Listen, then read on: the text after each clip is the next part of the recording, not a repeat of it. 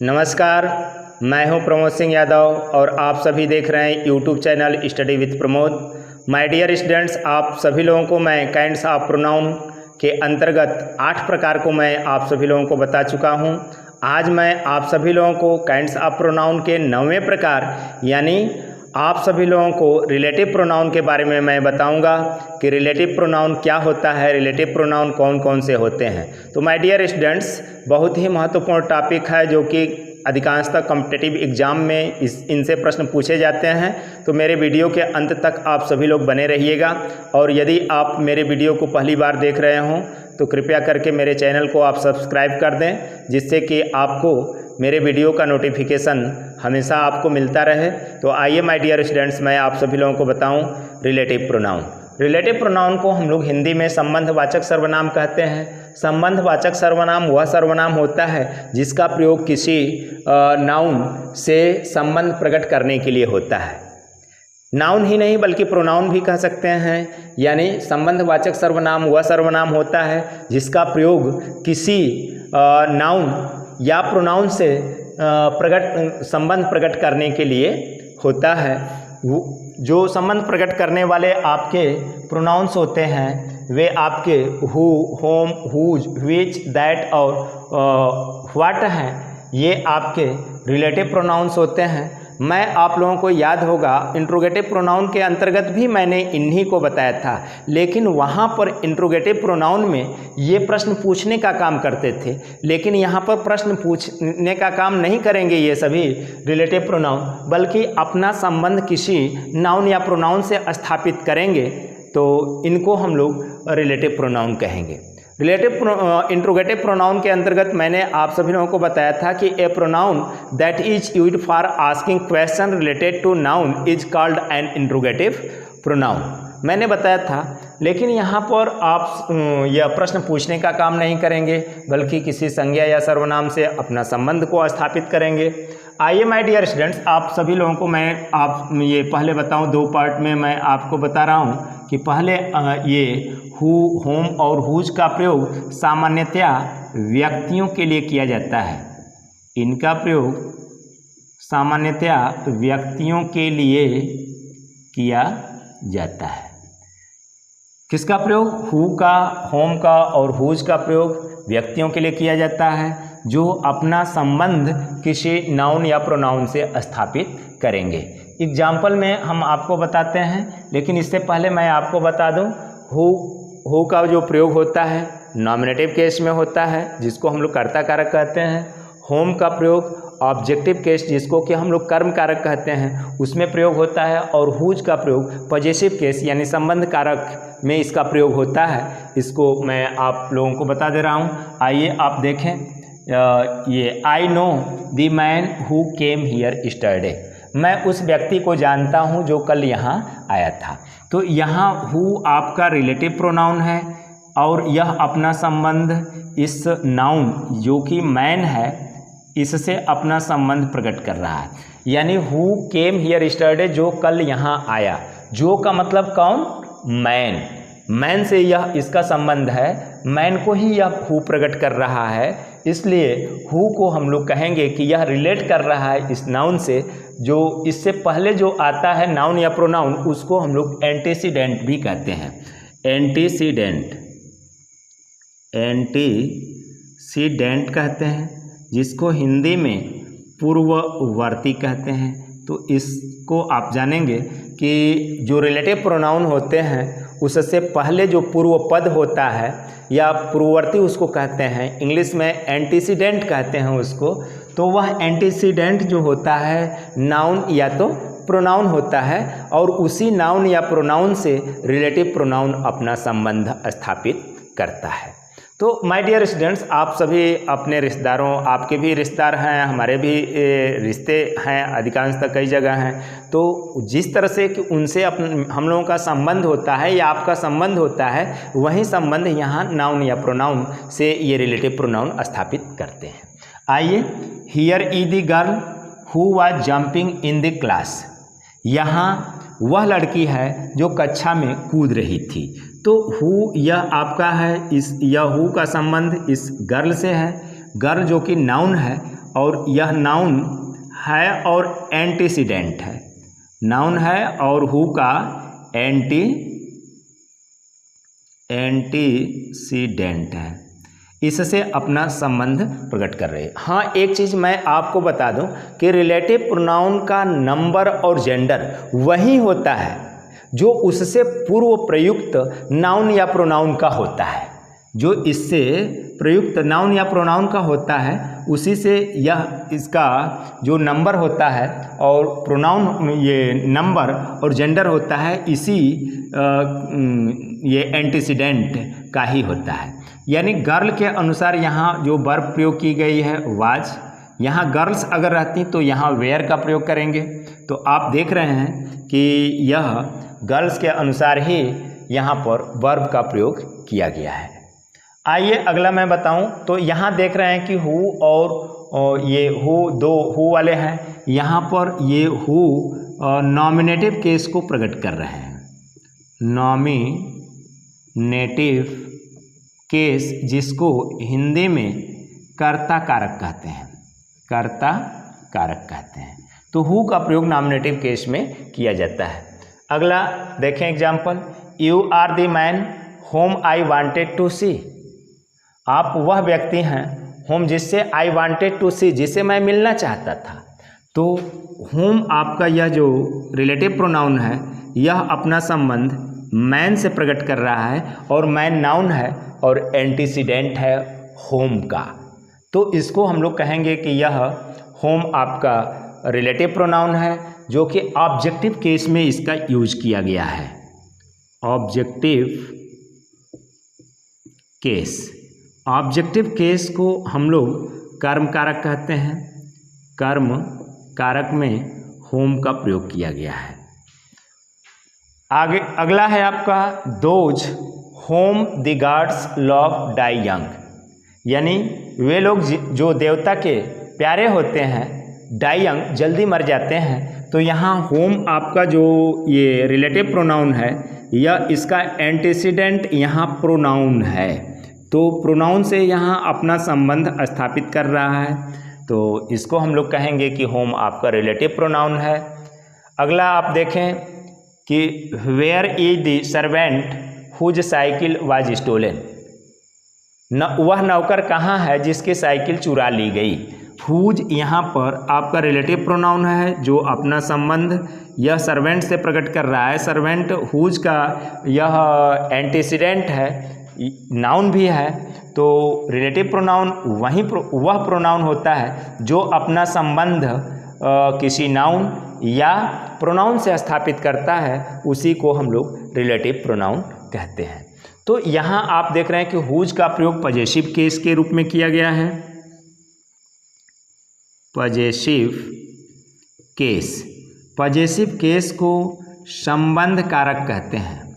संबंध कारक, संबंध कारक में इसका प्रयोग किया गया है हुज का प्रयोग।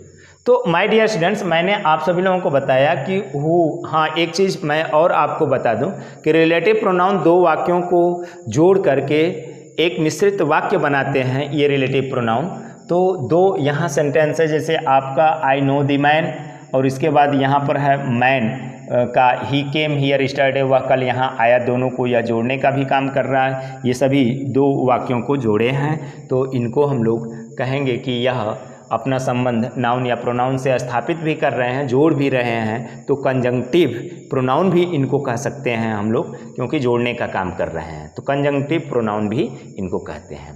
और इनको या सबऑर्डिनेट क्लाज को जो जोड़ रहे हैं, तो सबऑर्डिनेट क्लाज को जोड़ने के लिए भी ये यूज किए जाते हैं। आइए माय डियर स्टूडेंट्स, मैं आपको बताऊं कि कभी कभी हुज का प्रयोग बेजानदार वस्तु के लिए भी हो जाता है। यह नहीं कि हुज का प्रयोग हमेशा व्यक्तियों के लिए ही किया जाता है, हुज का प्रयोग कभी कभी बेजानदार वस्तुओं के लिए भी कर दिया जाता है। For example, the triangle whose 3 sides are equal is called equilateral triangle, यानी त्रिभुज जिसकी 3 भुजाएं बराबर होती हैं इज कॉल्ड इक्विलेटरल ट्रायंगल, उसे समबाहु त्रिभुज कहते हैं। क्या कहते हैं, समबाहु त्रिभुज कहते हैं। तो हुज यहाँ जो प्रयोग किया गया है यह रिलेटिव प्रोनाउन, यह अपना संबंध ट्रिएंगल जो नाउन से प्रकट कर रहा है, और यह आपका नाउन वे जानदार है, वे जानदार यानी नॉन लिविंग है, नॉन लिविंग है। तो नॉन लिविंग को से भी अपना संबंध स्थापित करता है जो नाउन होता है। अब हम आपको बताएं विच, दैट और व्हाट के बारे में आप सभी देखें, और उसको भी मैं एग्जाम्पल के माध्यम से आप सभी को बता रहा हूँ। विच, दैट और व्हाट का यूज आप देखें जो कि रिलेटिव प्रोनाउंस हैं, इनके बारे में भी आप जान लें। विच का प्रयोग पक्षियों, जानवरों या निर्जीव वस्तुओं के लिए किया जाता है। कहीं कहीं विच का प्रयोग न करके दैट का भी प्रयोग किया जाता है। ये पक्षियों, जानवरों या निर्जीव वस्तुओं के लिए दैट का भी यूज किया जाता है। तो आप पहले देख लें कि विच का प्रयोग कैसे करते हैं। जैसे जानवर है the horse, the horse which I bought yesterday, घोड़ा जो मैं कल खरीदा है डाइड टुडे, आज मर गया है। तो यहाँ पर विच आपका क्या है, यह विच रिलेटिव प्रोनाउन है, यह अपने से पूर्व आए हुए नाउन से अपना संबंध स्थापित कर रहा है।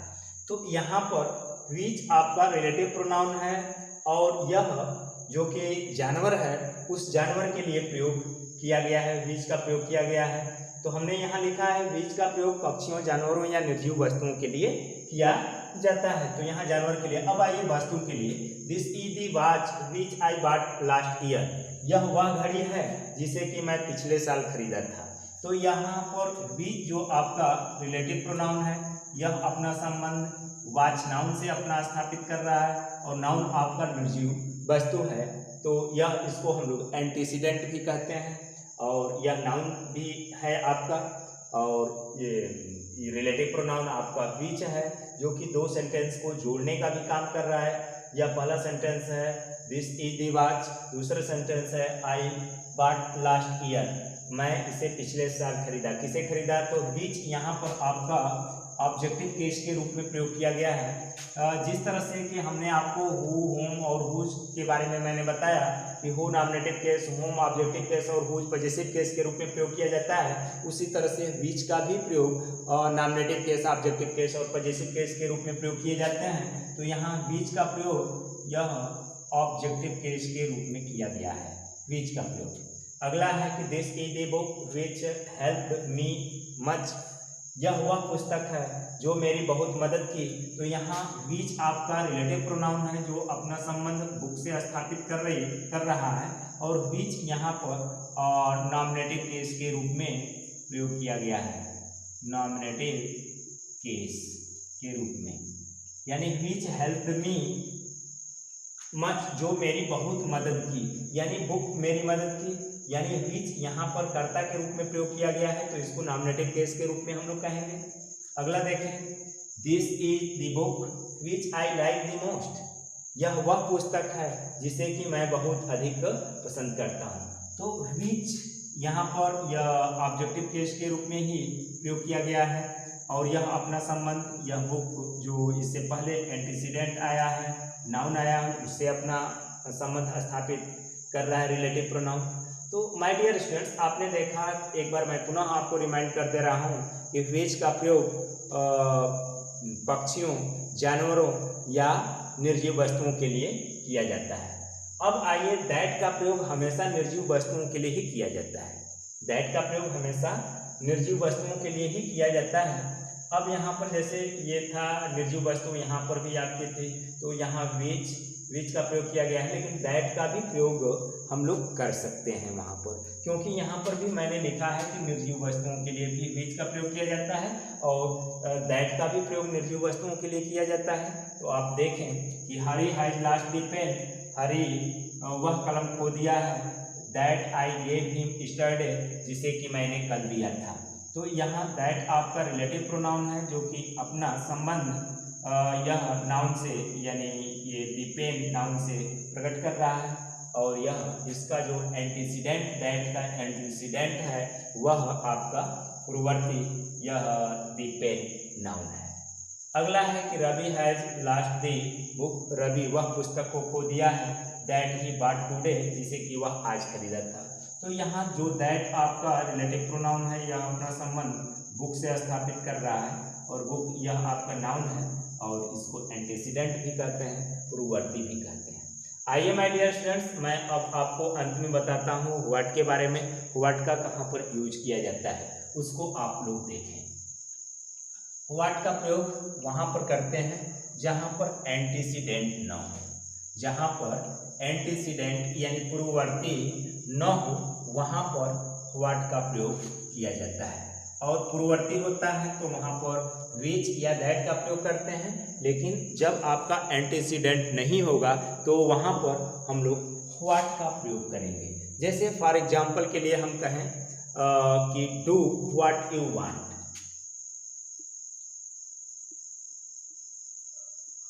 डू व्हाट यू वांट, यानी वह करो जो तुम चाहते हो। तो इस व्हाट का एंटीसीडेंट कोई नाउन या प्रोनाउन नहीं है, तो यहाँ व्हाट का प्रयोग करेंगे, विच और दैट का प्रयोग नहीं करेंगे। एक और एग्जांपल मैं लेता हूँ कि यू कैन वियर, जैसे कहा जाए you can wear what you like, what you like, तुम पहन सकते हो जो तुम पसंद करो। तो मैंने आप सभी लोगों को यही बताया कि जब एंटीसीडेंट न हो, जब किसी रिलेटिव प्रोनाउन का एंटीसीडेंट न हो, वहाँ विच या दैट का प्रयोग नहीं करते हैं, बल्कि वहाँ व्हाट का प्रयोग किया जाता है। जैसे यहाँ भी देख रहे हैं कि व्हाट का कोई एंटीसीडेंट नाउन या प्रोनाउन नहीं है, तो यहाँ व्हाट का प्रयोग किया गया है। यहाँ व्हाट के जगह पर विच या दैट का प्रयोग नहीं कर सकते हैं। विच या दैट का तभी प्रयोग करेंगे जब उसका कोई एंटीसीडेंट हो, और वह एंटीसीडेंट नाउन या तो प्रोनाउन हो। जैसे इसी को मैं ले रहा हूँ और कह रहा हूँ ये एग्जाम्पल, यू कैन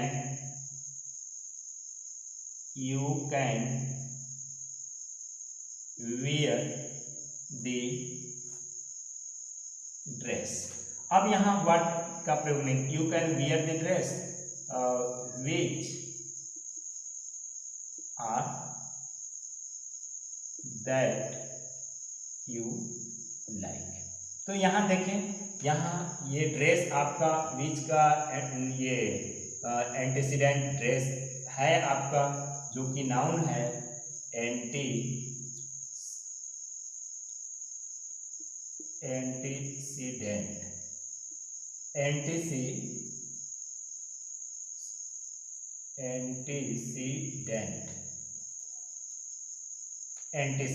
जो एंटीसीडेंट होता है वह नाउन या तो प्रोनाउन होता है।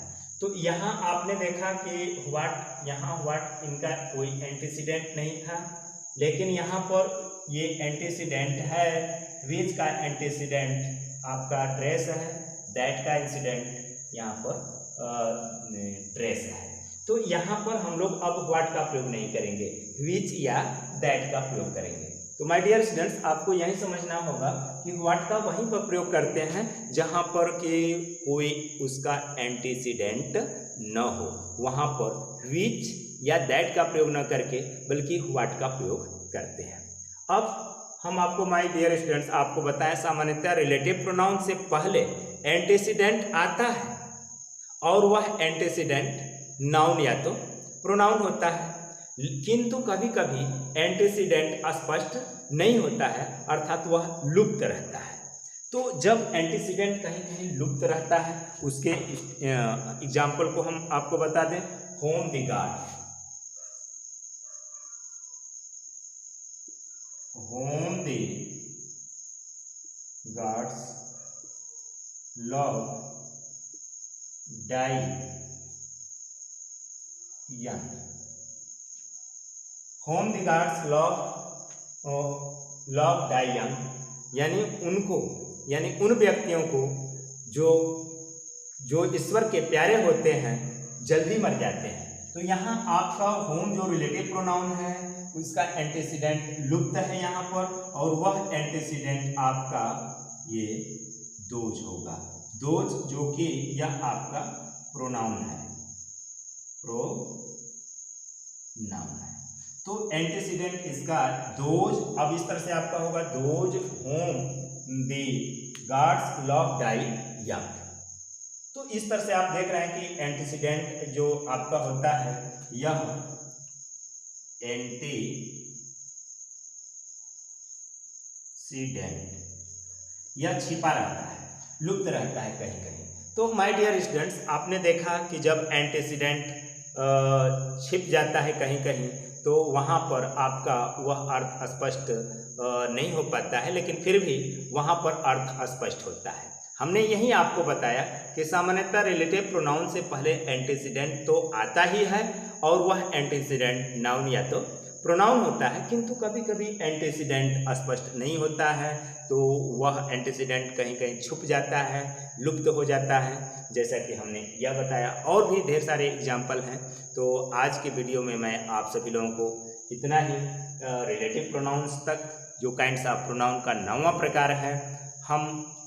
हमारी वीडियो यदि आप सभी लोगों को पसंद आती हो तो माय डियर स्टूडेंट्स, आपसे मैं चाहूँगा कि मेरे चैनल को आप सब्सक्राइब करें, लाइक करें और शेयर करें। और हम मिलते हैं आपसे नेक्स्ट वीडियो में एडजेक्टिव के साथ। आपसे मिलेंगे हम।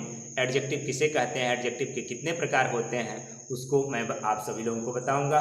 और अंत में प्रमोद सिंह यादव का विनम्र भाव से सभी लोगों को सादर नमस्कार। जय हिंद, जय भारत।